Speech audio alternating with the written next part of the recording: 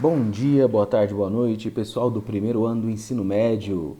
Para quem não me conhece, meu nome é Clécio Oliveira, eu sou professor de língua portuguesa e a gente vai trabalhar um pouquinho a respeito do tema adequação da linguagem, ok? Aula destinada aí ao primeiro ano do ensino médio.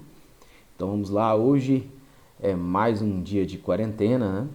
E vamos lá, preparados para esse apocalipse, que não é apocalipse zumbi, nada, mas é um momento que a gente é obrigado a ficar em casa. E período de quarentena não é período de férias, então vamos ralar, pessoal.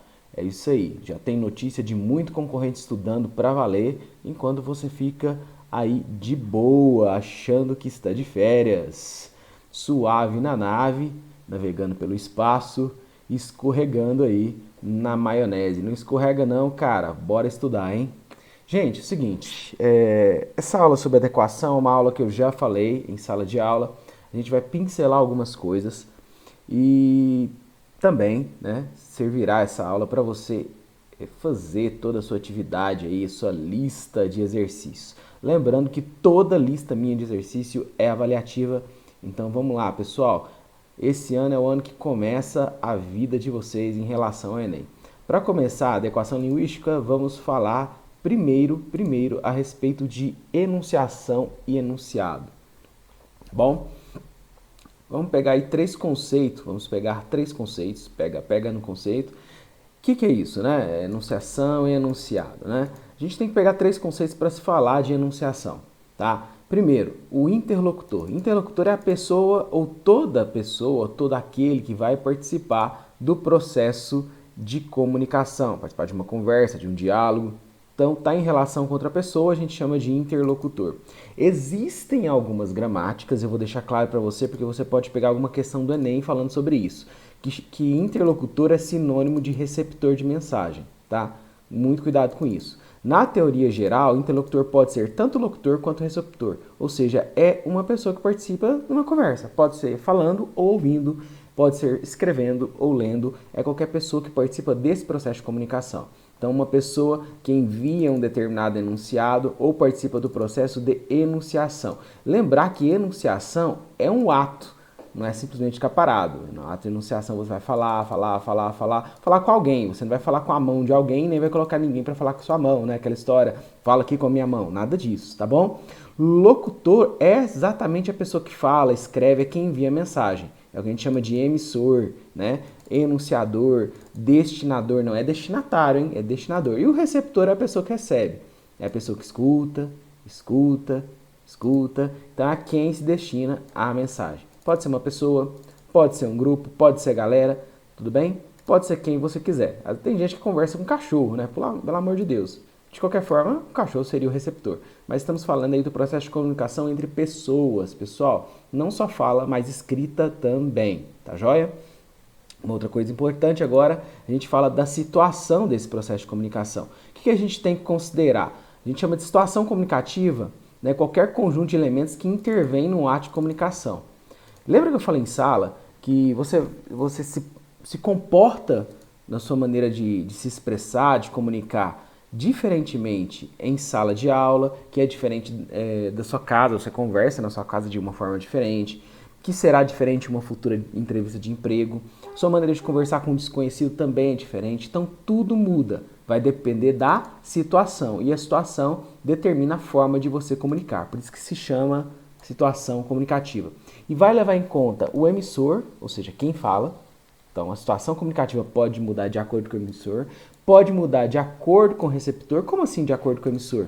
O emissor é uma pessoa. Então, dependendo da posição que ele ocupa, se é de um chefe, se é de um empregado, se é de um aluno, se é de um professor, se é de um atendente de supermercado, se é de cliente. Porque você pode até ser um vendedor, mas às vezes você pode ser um cliente em determinada loja. Então depende da posição desse emissor e desse receptor, a posição que eles ocupam no ato de comunicação. Vai depender também da mensagem. A mensagem muda a situação comunicativa, sim.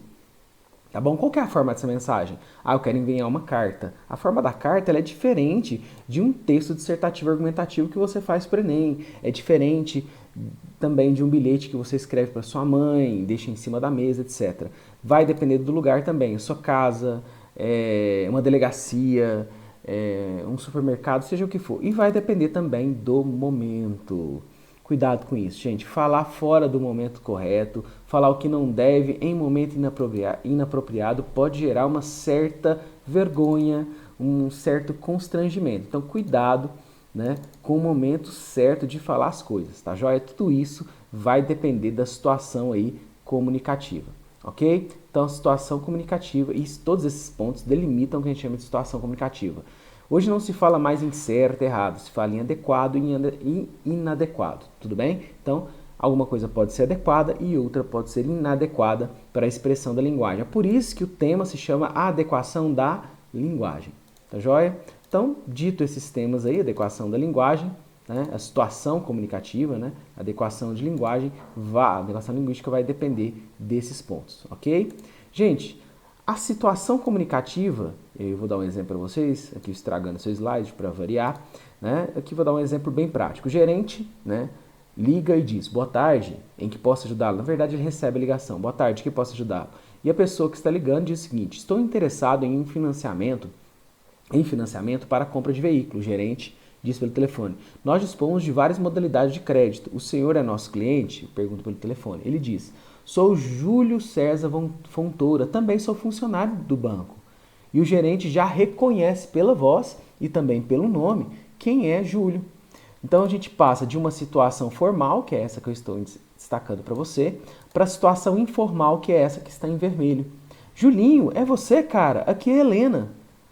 Você está em Brasília? Veja bem que aqui nós temos marcas de oralidade já. Você está em Brasília?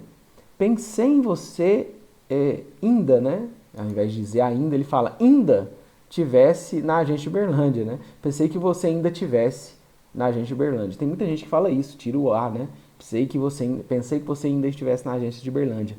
Passa aqui olha aqui, outra marca de oralidade pra gente conversar com calma. Então mudou a situação comunicativa. Por quê? Porque se reconheceu quem era a pessoa. Então se mudou o receptor, ou se reconheceu que não é mais um receptor desconhecido, mas agora um receptor conhecido. Tudo bem, pessoal? Então essa é a primeira aula para você. É a aula de adequação da linguagem de uma forma bem resumida. Ok? Eu vou falar aqui, para finalizar, a respeito da variação de estilo ou registro, porque a adequação de linguagem tem tudo a ver com isso. Quando a gente fala de variação de estilo ou registro, é justamente em relação a essa situação formal e essa informal. A formal, quando você não conhece uma pessoa, e a informal, quando você já tem um conhecimento dessa pessoa, você já tem uma amizade, tem uma certa intimidade, então você já utiliza esse tipo de linguagem mais despojada, que diz respeito à norma padrão da língua portuguesa. Vamos lá, são chamadas as variações diafásicas, esse é o nome da variação de estilo, ou de variações situacionais, que depende da situação, né? São os outros dois nomes que a gente tem para variação de estilo. São variações que ocorrem de acordo com o contexto ou situação em que decorre o processo comunicativo. Há momentos em que é utilizado o registro formal e em outros é utilizado o registro informal, bem tranquilo para você. Vamos a um exemplo bem prático aí de variação de estilo no Enem, que eu pego uma tira, essa tira não caiu no Enem, mas é uma típica que cai no Enem, né? Várias parecidas com essa. No Enem cai muitas tirinhas do Chico Bento para falar de variação linguística, né? Especificamente estamos falando de variação de estilo. Veja bem aí o que diz essa tirinha. Licencinha, licencinha, tô passando. Cidadão aqui passando. Mas, hein? Você tem nome, moleque? Eu me chamo Tupinanquim. Que nome, hein, gente? Eu me chamo Tupinanquim, prazer. Você não deveria estar numa selva? Né? Porque ele está vestido de índio, pessoal. Eu estou na selva urbana chamada cidade. Ih, se lascou. Detesto engraçadinho, então esse fala. Pessoal, veja bem a pergunta típica que cairia no Enem.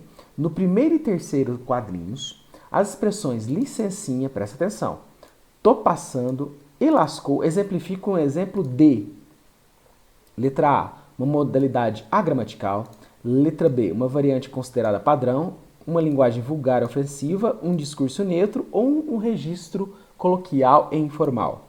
Vamos lá, um tempinho para você.